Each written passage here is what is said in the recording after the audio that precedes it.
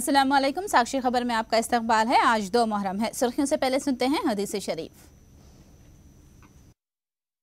बिस्मिल्लाहिर्रहमानिर्रहीम। हज़रत जाबिर रज़ियल्लाहु ताला अन्हो से रिवायत है, रसूल अल्लाह सल्लल्लाहु अलैहि वसल्लम ने फरमाया, ऐ लोगो, मैंने तुम्हारे दरमियान वो चीज छोड़ी है कि तुम उसको पकड़े रखो तो कभी गुमराह न होगे। एक किताब अल्लाह है और मेरी औलाद मेरे अहले बैत। और अब सुर्खियां। जजों के तकर्रुरात से मुतालिक NJAC के क़याम को सुप्रीम कोर्ट ने रद्द कर दिया। साबिक़ कोलिजियम की हुई बहाली। सुप्रीम कोर्ट के फैसले पर वज़ीर क़ानून ने जाहिर की हैरत। कमीशन की तश्कील को पार्लियामेंट की 100% तायद मिलने का सदानंद गौड़ा ने किया दावा। विजयवाड़ा में असेंबली का सरमाई सेशन मुनक़िद करने का ख़ावी इम्कान। कुल जमाती इजलास में लिया गया इंतजामात का जायजा। AP की संगे बुनियाद तकरीब के लिए पैसा पानी की तरह बहाने का इल्जाम। अवाम का पैसा बर्बाद करने पर YSRCP की तनकीद।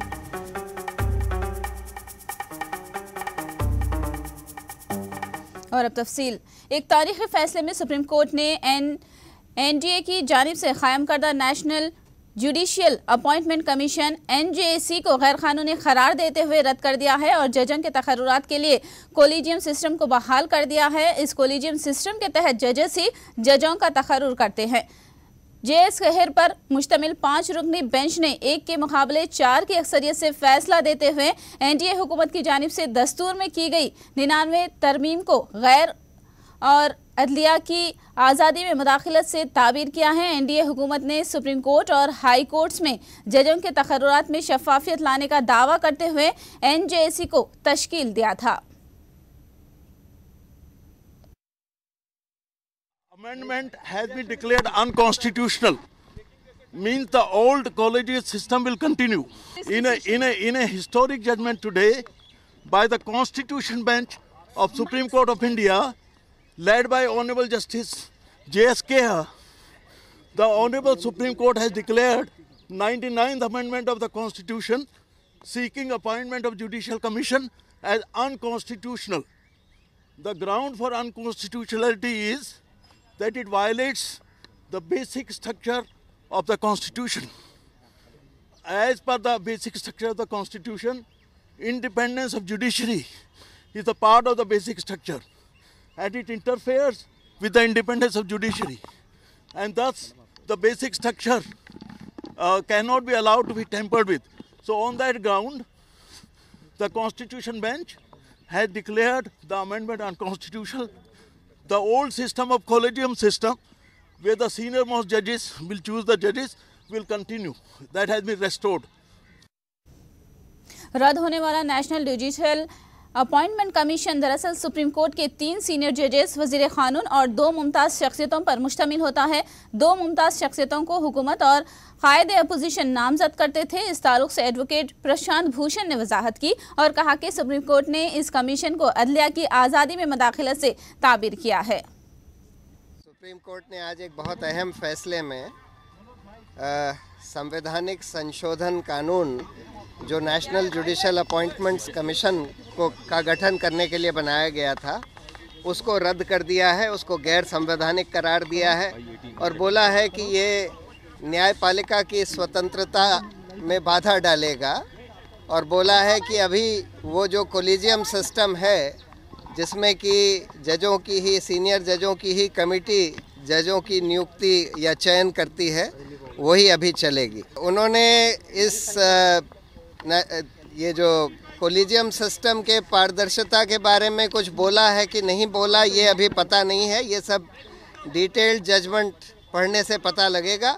लेकिन ये जो सरकार जो ये कानून लाई थी, नेशनल जुडिशियल अपॉइंटमेंट्स कमीशन का कानून, जिसमें कि अपॉइंटमेंट्स कमीशन में 3 सीनियर सुप्रीम कोर्ट जज और 1 कानून मंत्री और 2 एमिनेंट पर्सन्स जिनका चयन सरकार और लीडर ऑफ ऑपोजिशन मिलकर करते थे, सरकार, लीडर ऑफ ऑपोजिशन और चीफ जस्टिस मिलकर करते थे, इस अपॉइंटमेंट्स कमीशन को रद्द कर दिया है और बोला है कि ये न्यायपालिका की स्वतंत्रता में बाधा डालेगा और जो कि संविधान की रीढ़ की हड्डी है न्यायपालिका की स्वतंत्रता, तो एक बहुत ही अहम फैसला सुप्रीम कोर्ट से आया। जजों के तकर्रुरात से मुतालिक NJAC को रद्द करने के सुप्रीम कोर्ट के फैसले पर मरकजी वजीर कानून सदानंद गौड़ा ने हैरत जाहिर किया है। उन्होंने कहा कि NJAC के क़याम के लिए 100% अवामी तायद हासिल थी और लोकसभा और राज्यसभा ने उसकी हिमायत की थी। अदालत के फैसले पर उन्होंने वजीर आज़म और सीनियर वज़रा से तबादिले ख्याल करने का ऐलान किया।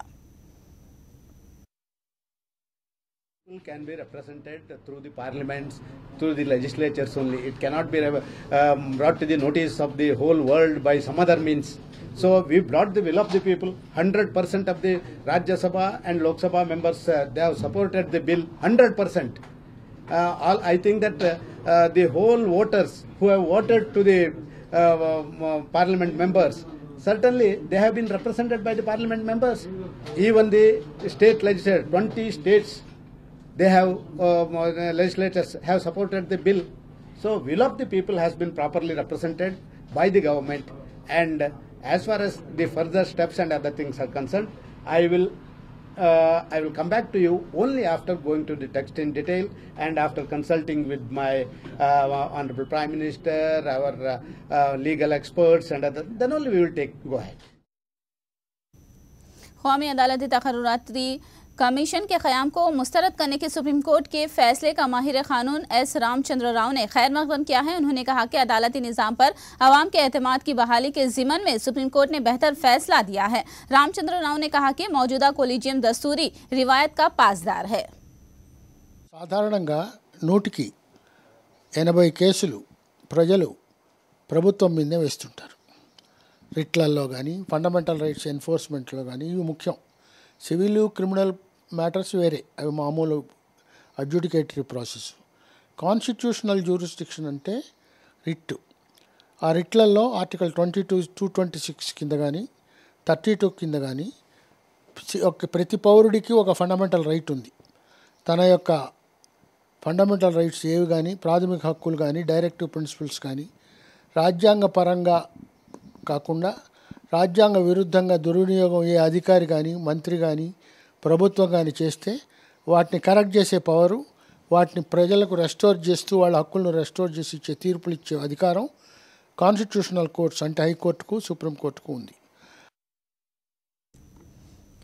आंध्र प्रदेश असेंबली के स्पीकर और कानून साज कौंसिल के चेयरमैन ने तमाम पार्टियों के अरकान के साथ कुल जमाती इजलास तलब किया है। इस मौके पर आइंदा सरमाई असेंबली सेशन विजयवाड़ा में मुनक़िद करने पर गौर किया गया। स्पीकर कोडेला शिवा प्रसाद ने बताया कि तमाम पार्टियों ने विजयवाड़ा में असेंबली इजलास मुनक़िद करने से इत्तेफाक किया है। हुकूमत की मंजूरी के साथ ही इंतजामात को यकीनी बनाने की बात कही। నూతన ఆంధ్రప్రదేశ్లో అసెంబ్లీ నిర్వహణ అది శీతాకాల సమావేశాలు, బడ్జెట్ సమావేశాలు కూడా నిర్వహిస్తే ఎలా ఉంటుంది, వసతుల సంగతి ఏమిటి, నిర్మాణాల సంగతి ఏమిటి, మరి నిర్వహణ ఎలా ఉంటుందనే దాని మీద చర్చించుకున్నాం. స్థూలంగా అందరూ కూడా ఆంధ్రప్రదేశ్ నూతన రాజధాని ప్రాంతంలోనే అసెంబ్లీ నిర్వహణ జరిగితే బాగుంటుందని అన్నారు. దాన్ని బట్టి దీంట్లో ఈ నిర్మాణంలో పూర్తిగా అనుభవం ఉన్నటువంటి రాజ్యసభ సభ్యుడు గరికపాటి మోహన్ రావు గారిని ఎవరైతే నిర్మాణంలో ఉన్నారో అలాంటి ఏజెన్సీస్ 2-3తోటి మాట్లాడి ఎంత తక్కువగా రాగలుగుతుంది, ఎంత త్వరగా చేయగలుగుతారు, అన్ని వసతులు ఎలా ఇవ్వగలుగుతారు అనే విషయాల మీద మాట్లాడడానికి వారిని చెప్పడం జరిగింది. వారు ఒక 3-4 రోజుల్లో వాళ్ళందరితో చర్చించి రేపు నూతన రాజధాని శంకుస్థాపన కార్యక్రమం అయిపోగానే బహుశా అందరూ గవర్నమెంట్ కూడా ఒప్పుకోవాలి. దీన్ని మా నివేదికని, మా అభిప్రాయాన్ని ప్రభుత్వానికి, ముఖ్యమంత్రి గారికి చెప్పడం జరుగుతుంది. వారు కూడా ఒప్పుకుంటే మరి నవంబర్ 1 నుంచి మొదలైతే డిసెంబర్ 15 నాటికి నిర్మాణం పూర్తయి డిసెంబర్ 15 నుంచి సమావేశాలు అక్కడ జరగడానికి అవకాశం ఉంటుంది. అది ముఖ్యమంత్రి గారి అభిప్రాయం, ప్రభుత్వం యొక్క అభిప్రాయం బట్టి కూడా ఉంటుంది.